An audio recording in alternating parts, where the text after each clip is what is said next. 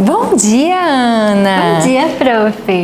Bom dia, família! Bom dia! E bom dia para você! Mais uma vez nós estamos aqui para compartilhar boas novas, compartilhar alegria através desses louvores, de orações e principalmente do estudo A palavra de Deus, né? Bom dia para você, que a graça do nosso Senhor esteja presente na sua vida. Amém! E para o nosso dia ficar mais especial, vamos falar com Deus? Vamos pedir a bênção dele para esse dia? Oremos. Querido Jesus, muito obrigada, Senhor, pela chance e a oportunidade de te adorar, de te louvar, de ouvirmos a tua palavra e principalmente de compartilhar esses momentos tão especiais com nossos irmãos e amigos, Senhor. Só Tu sabes todas as pessoas que assistem, que acompanham e aonde a Tua palavra tem chegado em cada coração. Mas eu peço uma bênção especial sobre cada filho Teu que tem estado junto conosco, todos os Teus filhos que estão bebendo dessa mesma fonte que é a água da vida através da Tua palavra. Em nome de Jesus, nos abençoa nesse dia e aceita nossos louvores. Amém. Amém.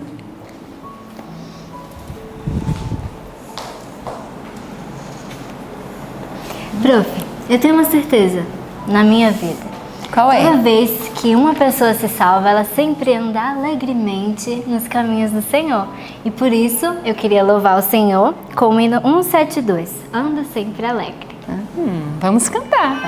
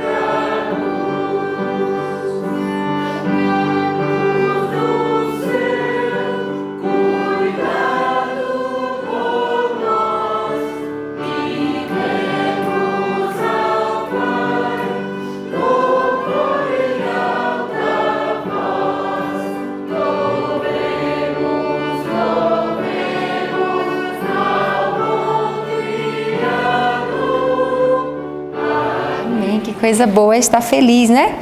Mas agora nós vamos ter um momento muito especial também. Nós vamos falar o nosso verso que está lá em Filipenses, capítulo 1, do 27 ao 39. Ao 29, né? Vamos lá de novo.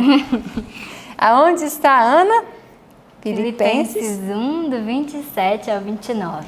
E nós vamos decorar, né? Vamos decorar juntas, né? Que coisa boa! Então vamos lá no 3. 1, 2, 3. Filipenses 1, do 27 ao 29. Somente deveis portar-vos dignamente, conforme o Evangelho de Cristo, para que, quer vá e vos veja, quer esteja ausente, ouça acerca de vós, que estáis no mesmo Espírito, combatendo juntamente com o mesmo ânimo pela fé do Evangelho.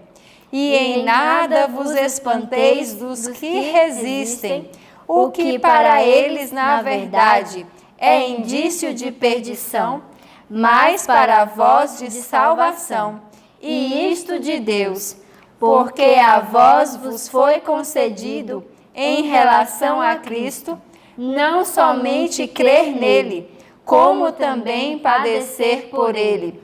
Filipenses 1, do 27 ao 29.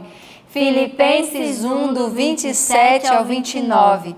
Somente deveis portar-vos dignamente, conforme o Evangelho de Cristo, para que, quer vá e vos veja, quer esteja ausente, ouça acerca de vós, que estáis no mesmo Espírito, combatendo juntamente com o mesmo ânimo pela fé do Evangelho.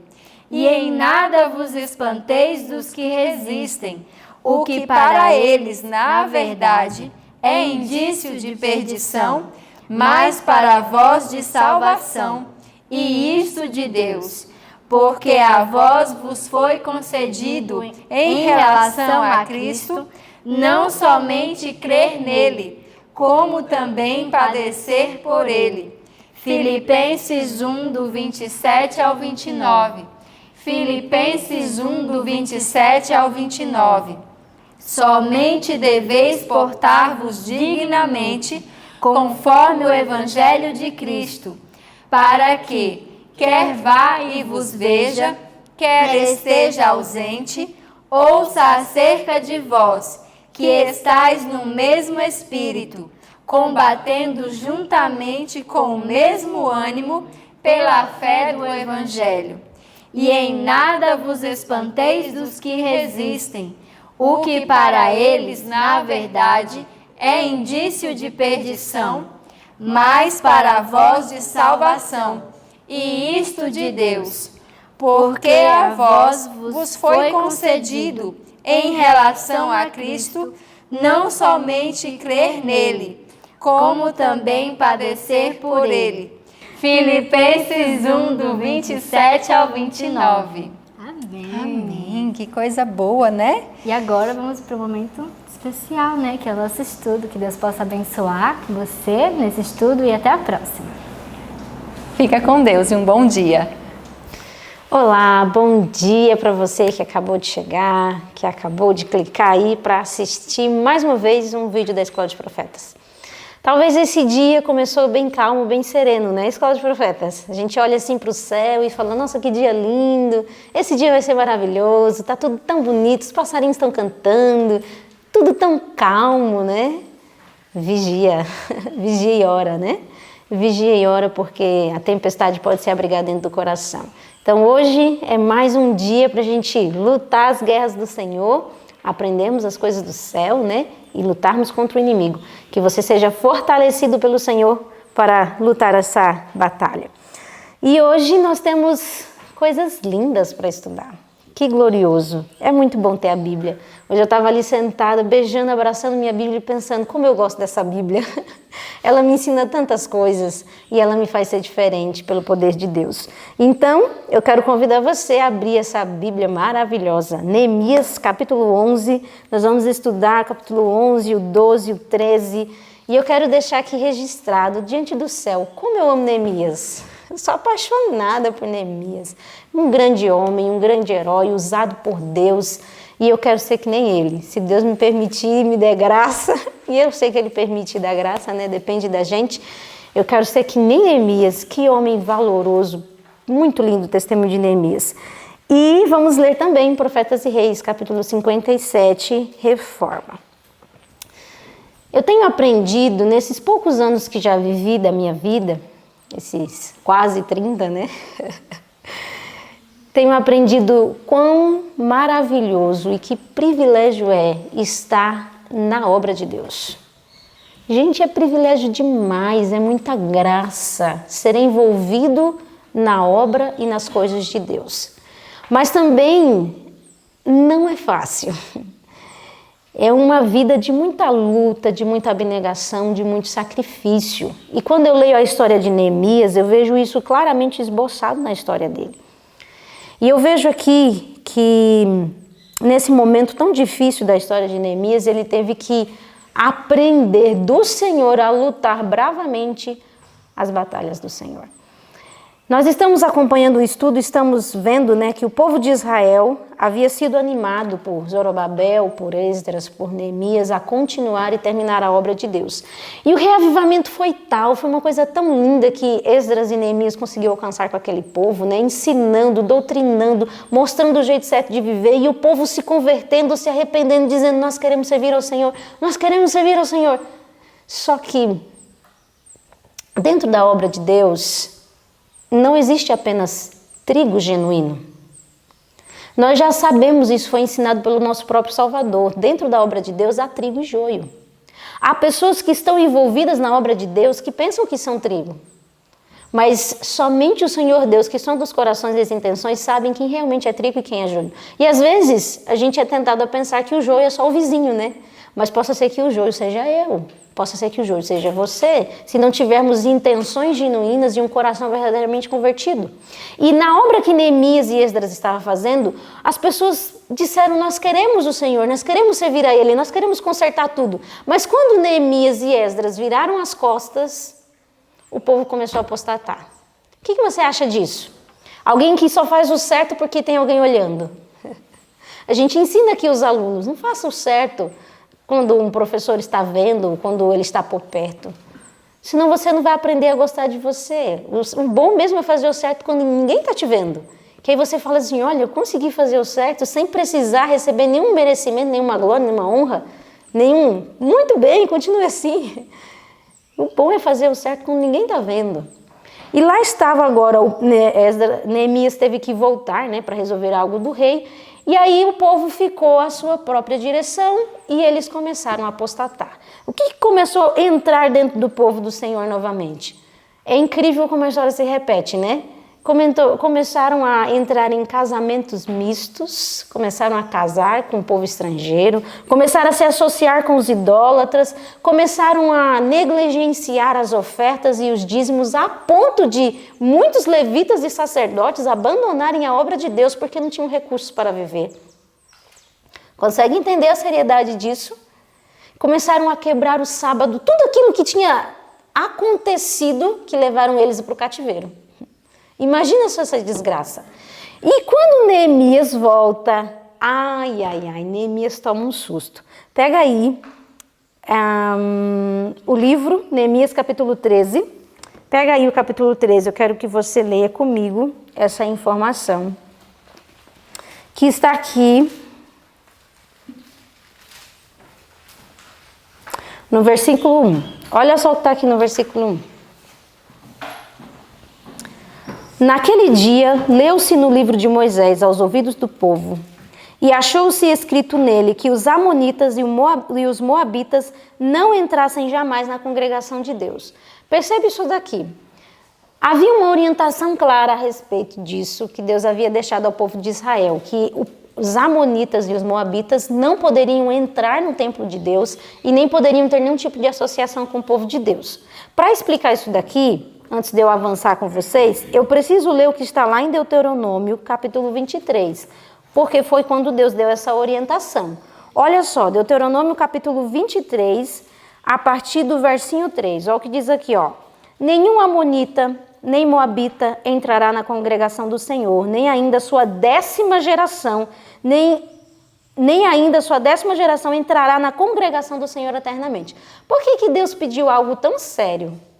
Deus não é exclusivista, Ele não faz acepção de pessoas, não é isso? Mas por que Deus pediu isso desse povo? Olha aqui o verso 4.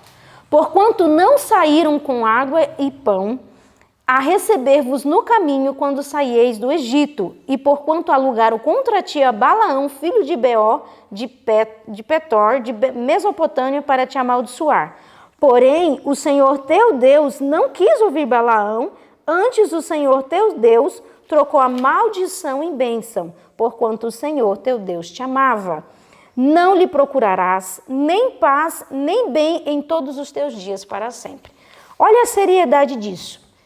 Uma geração inteira amaldiçoada por conta de uma atitude errada, por conta de um posicionamento errado. Eles não socorreram o povo de Israel num tempo de necessidade e ainda alugaram Balaão para amaldiçoar o povo de Deus. quando Deus havia abençoado aquele povo. Então, essa atitude cruel e uma atitude de traição foi registrada no céu. E Deus disse, eles não entrarão no santuário do Senhor até a 10ª geração. Então, havia uma ordem clara de Deus a respeito disso. E o povo de Israel sabia? Sabia. Mas olha só o que aconteceu aqui no versinho 4, do capítulo 13 de Neemias. Ora, antes disso, Eliasabe, que era o sumo sacerdote, que presidia sobre as câmeras da casa do nosso Deus, se tinha aparentado com Tobias. Quem era Tobias?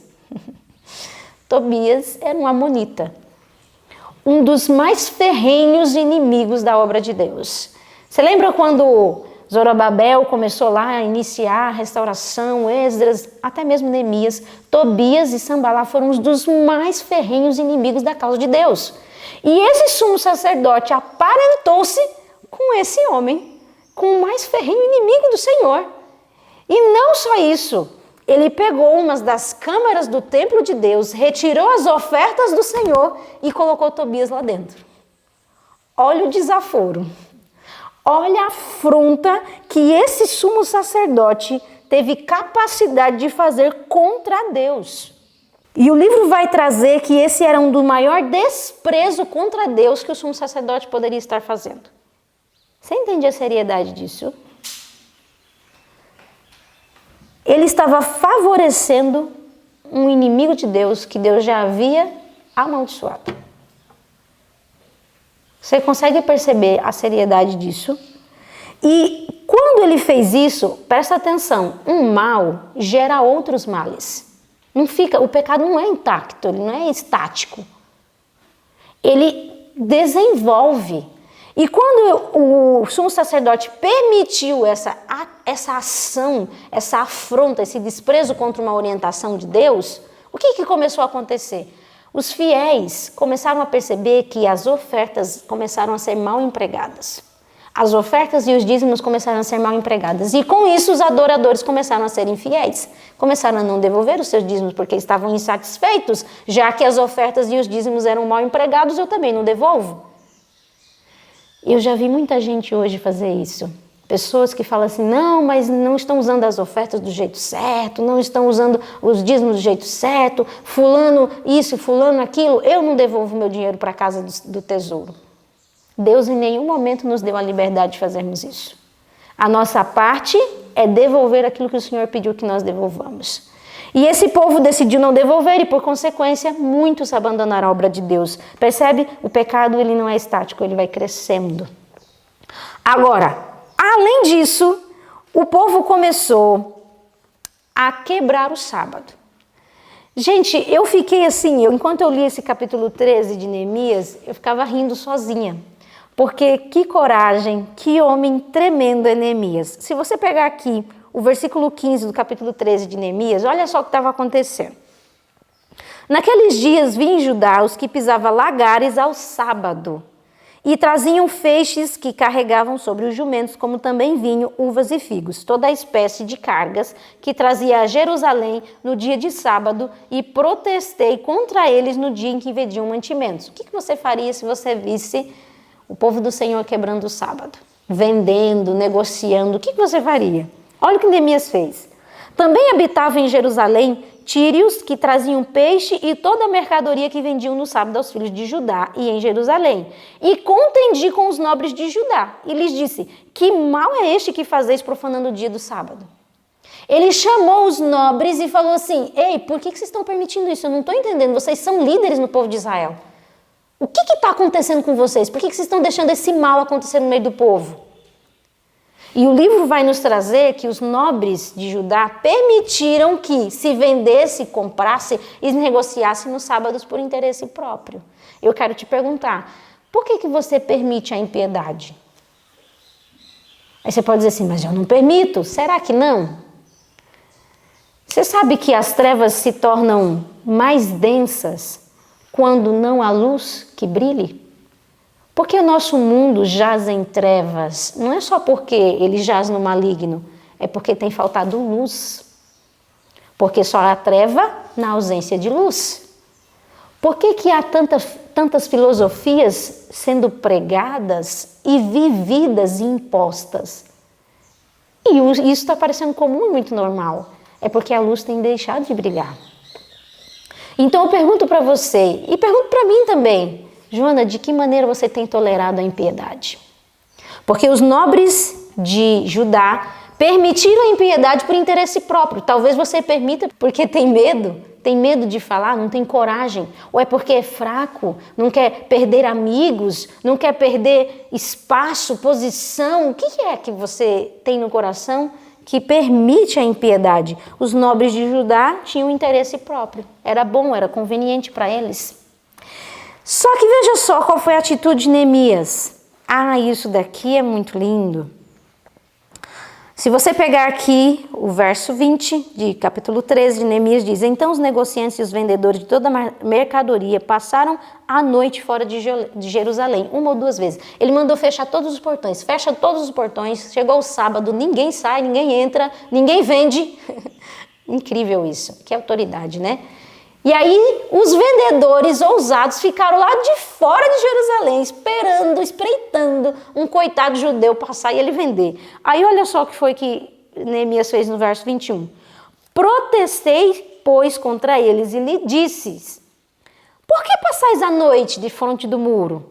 Se outra vez o fizerdes, hei de lançar mão de vós. Daquele tempo em diante não vieram no sábado. Ousado, não? Ele chegou para os vendedores e disse: quer dizer que vocês vão ficar aí no portão, esperando? Pois se vocês vierem aqui mais uma vez, vocês vão se ver comigo. Eu vou lançar a mão de vocês. Eu vou usar de mais severidade, mas eu não vou deixar a palavra de Deus ser desonrada. O que você está disposto a fazer pela verdade de Deus? Você tem essa coragem de enfrentar o mal dessa maneira? Neemias tinha. E por isso que ele foi um homem para aquele momento. Ele foi um homem oportuno para aquele momento. E aí você pega agora Neemias capítulo 13, a partir do verso 23, e você vê a confusão e a situação que havia no povo de Israel. Olha só, vi também naqueles dias judeus que tinham casado com mulheres asdoditas, amonitas e moabitas. E seus filhos falavam meio asdodita e não podiam falar judaico senão segundo a língua de cada povo. Imagina o absurdo. Perderam até a propriedade da própria língua. Que absurdo! Olha só o que o povo de Israel estava fazendo. E contendi com eles e os amaldiçoei e os espanquei. Olha isso daqui. Eu estou rindo, meu negócio é sério. Olha a atitude de Neemias. E contendi com eles, e os amaldiçoei, e espanquei alguns deles, e lhes arranquei os cabelos. Eu fiz isso também. Quando eu estava lendo, eu só ri. Eu falei, meu Deus do céu. Mas deixa eu te perguntar uma coisa. Neemias era cheio do Espírito do Senhor? Mas e por que a gente, às vezes, quando é repreendido, por que às vezes quando alguém é mais severo, mais duro, a gente fala assim, essa pessoa, ela não está fazendo a obra de Deus. Imagina agir desse jeito, dessa maneira, tão rude, né? Deus não é assim, Deus é amor. Olha só essa pessoa que grossa, que não sei o quê. A gente já leva para o lado, né, pejorativo, né? Mas olha a atitude de Neemias. Se você visse hoje um líder arrancando o cabelo de alguém, espancando e dizendo, faz o certo. O que você ia pensar? Que esse homem era cheio do Espírito de Deus? Neemias era cheio do Espírito e fez isso. Que sério, não? Diz que ele arrancou os cabelos de alguns e os fiz jurar por Deus, dizendo, não dareis mais vossas filhas a seus filhos, não tomarei mais as suas filhas, nem para vossos filhos, nem para vós mesmos. Fez eles jurarem. Jura agora que vocês não vão mais dar a filha de vocês para casar com estrangeiro nenhum. Gente, quanto nós precisamos aprender, né? Verso 26, porventura não pecou nisto Salomão, rei de Israel, não havendo entre muitas nações rei semelhante a ele, sendo ele amado de seu Deus e pondo Deus rei sobre todo Israel, e contudo as mulheres estrangeiras o fizeram pecar. Ele fez lembrar o povo de quem? Vocês não lembram a história de Salomão? O quanto que ele fez pecar Israel porque casou do jeito errado? Que sério. Agora, olha só isso daqui. Eu preciso ler isso para você entender que para Neemias tomar esse tipo de atitude não foi prazeroso para ele. Não foi gostoso, não foi divertido. Olha só o que Neemias carregava no coração. Se você pegar o parágrafo que começa assim: alguns ouvem no sagrado ofício, o meu é a página 346, aqui do capítulo 57. Olha só o que o parágrafo diz. Alguns ouvem no sagrado ofício que pleitearam por suas esposas pagãs, declarando que não podiam separar-se delas, porque ele falou, deixa esse povo embora, eles não podem viver dentro do povo de Israel não. Mas alguns queriam se apegar às suas esposas. Mas nenhuma distinção foi feita, nenhuma consideração foi mostrada por classe ou categoria. Quem quer entre os sacerdotes e os chefes que recusassem cortar sua relação com idólatras, era imediatamente separado do serviço do Senhor. Um neto do sumo sacerdote, havendo casado com uma filha do tristemente célebre Sambalá, não foi apenas removido do ofício, mas prontamente banido de Israel. Lembra-te deles, Deus meu, Neemias orou, pois contaminaram o sacerdócio, como também o concerto do sacerdócio dos levitas. Isso está em Neemias 13, verso 29. Agora, quanta angústia de espírito, essa necessária severidade. Como? Necessário o quê? Quer dizer que não tinha outro jeito. Por que Neemias puxou o cabelo, bateu, jogou fora? Sabe o que foi que ele fez com Tobias? Quando ele voltou e ele ficou sabendo que o sumo sacerdote tinha colocado Tobias dentro do templo de Deus, ele diz assim, isso muito me desagradou. Diz que ele entrou no templo, pegou as coisas de Tobias e jogou pela janela. Vai embora daqui. Seu lugar não é aqui de jeito nenhum. Pegou os móveis de Tobias, jogou tudo para fora da janela. E expulsou ele do templo. E trouxe as ofertas do Senhor para dentro do templo, dentro da câmara, que o sumo sacerdote havia dado para Tobias. Essa necessária severidade era necessária. Se Deus permitiu e guiou Neemias para agir desse jeito, é porque não havia outra maneira de fazer o povo entender a seriedade do que eles estavam fazendo.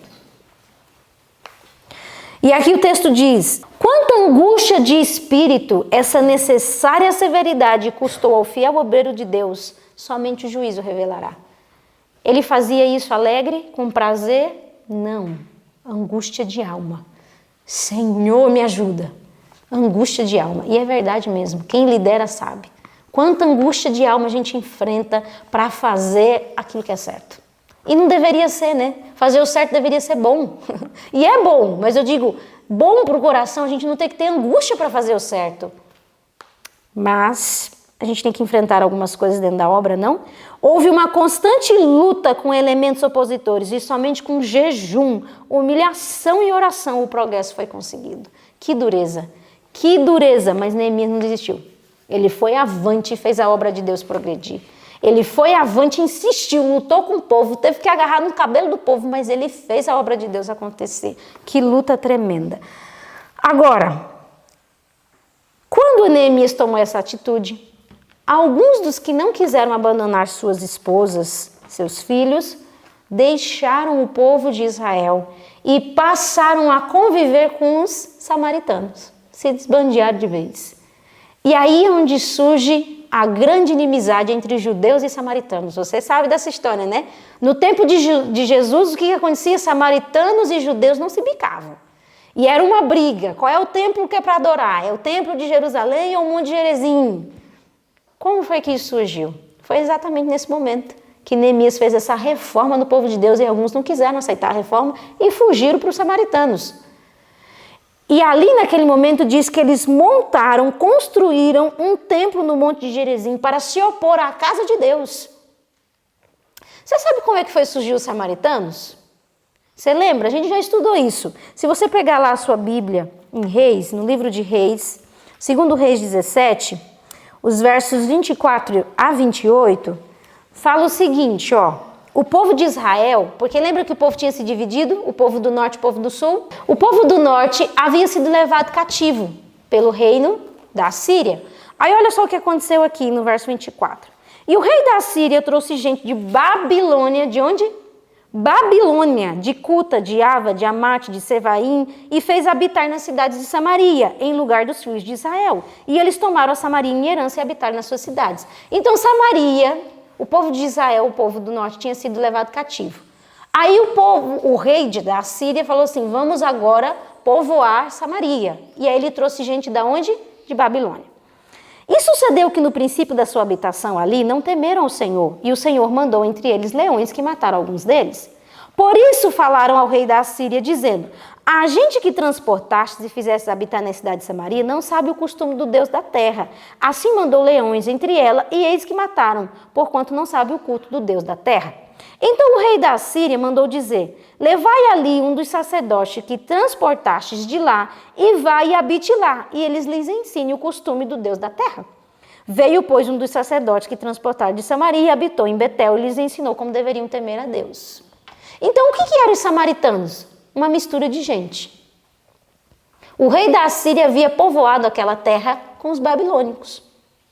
Só que aí os babilônicos não sabiam adorar o Deus da terra, ele mandou um sacerdote ensinar aquele povo sobre o Deus de Israel. E eles foram ensinados. Então eles eram meio judeus, né, na religião, e meio pagãos. Então eles eram uma mistura. Agora, no tempo de Neemias, alguns judeus passaram para o lado de Samaria. E aí eles agora serviam a Deus e serviam também o reino pagão. E esse povo, que estava agora lá em Samaria, vivia para guerrear contra o povo de Deus. E por isso a inimizade. Quando Jesus vem, ele quebra toda a inimizade. Você lembra da mulher samaritana? Ela foi alcançada por Cristo. Jesus quebra toda a inimizade entre judeus e samaritanos. Agora, eu quero perguntar para você, o que esse estudo, Joana, veio trazer para o nosso coração? Nós precisamos entender que a nossa obra não é diferente da obra de Neemias. Nós fomos estabelecidos nesta terra, eu e você, para realizar uma reforma. Foram feitas brechas no muro da verdade de Deus. E nós temos que restaurar esse muro, não com pouco esforço, com muita luta. E aí eu posso te perguntar, e o que é necessário para se efetuar uma reforma? Pega o parágrafo que começa na obra de reforma a ocorrer hoje. Olha só o que é necessário para se efetuar uma reforma.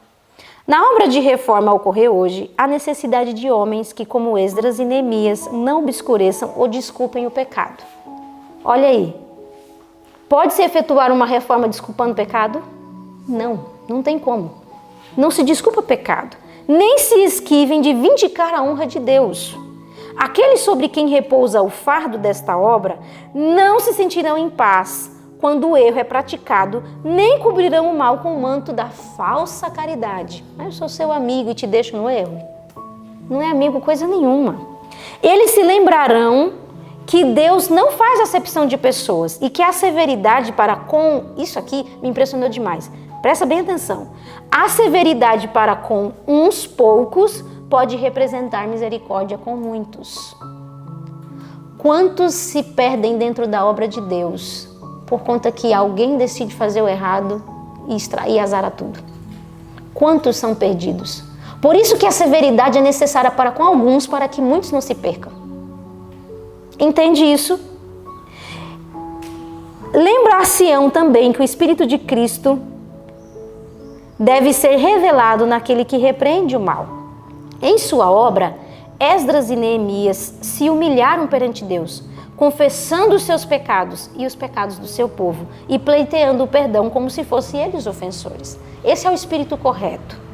Pacientemente labutaram, oraram e sofreram.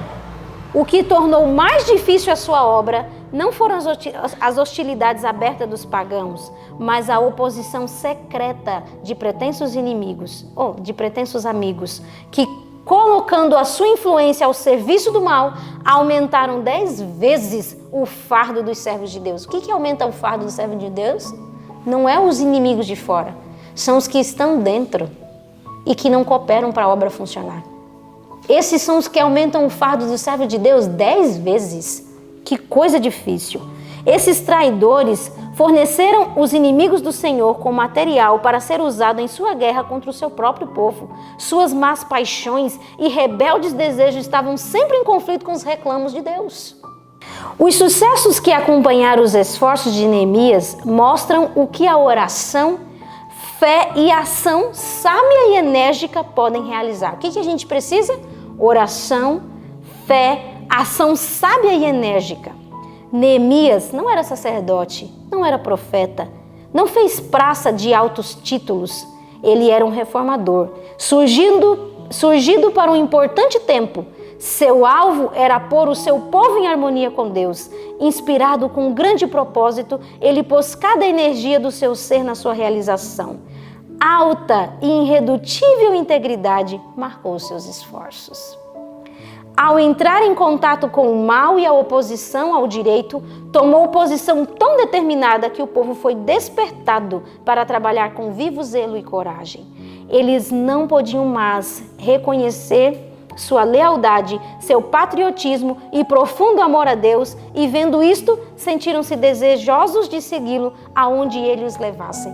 Que poderoso isso daqui! Que poderoso! Por isso que eu iniciei esse estudo dizendo como eu quero ser como esse homem Neemias. E existe graça de Deus para sermos assim. Que poderoso foi o testemunho dele e a ação poderosa que ele teve de decisão de vou fazer vocês voltarem para o Senhor. E todos aqueles que se permitiram foram levados por essa reforma. E o povo de Deus foi reavivado novamente. Não com pouco esforço, não com pouca luta. Quero dizer para você que nós temos uma obra muito semelhante a realizar. E quão firmes precisaremos ser. O mundo apostatou de vez. O mundo não serve a Deus. E nós precisamos agora levantar as verdades do Senhor. E nós, como povo, precisamos efetuar uma reforma no meio de nós, que comece por você essa reforma. Comece dentro da sua casa, do seu lar, da sua vida. E tenha certeza, vai ser impossível o ambiente que você vive não ser reformado. Que o Senhor Deus nos ajude, né? A sermos reformadores, reparadores de brechas. Quero convidar você a fazer uma oração. Vamos orar? Você aceita orar? Vamos nos ajoelhar?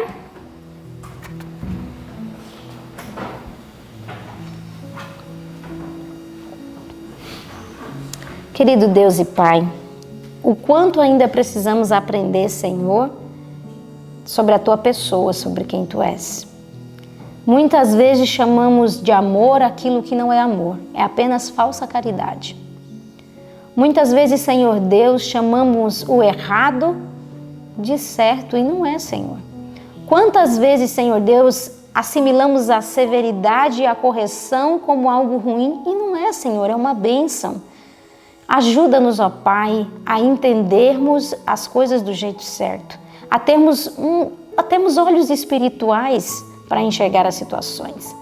E também nos ensina a sermos reformadores. Às vezes queremos consertar o outro, mas nós nem consertamos a nossa própria vida. Ajuda-nos, Senhor, a nos consertarmos, a reajustarmos a nossa história e assim termos capacidade de auxiliar a outros, como Neemias teve. Que o Senhor nos dê a firmeza de Neemias, Senhor. Nos dê a firmeza pelo princípio, mas também nos dê amor ao tratar cada um. E eu sei, Senhor, que o amor é quando não nos permite fazer o errado. Que o Senhor nos ensine a amar, porque nem isso nós sabemos. Ajuda-nos, ó Pai, ajuda o pessoal de casa, entrego eles em Tuas mãos, pedindo a Tua bênção para o dia de hoje. Em nome de Jesus. Amém. Foi muito bom estudar a Bíblia com você. Que você entesoure no teu coração as palavras do Senhor. O seu dia seja uma bênção. Até amanhã.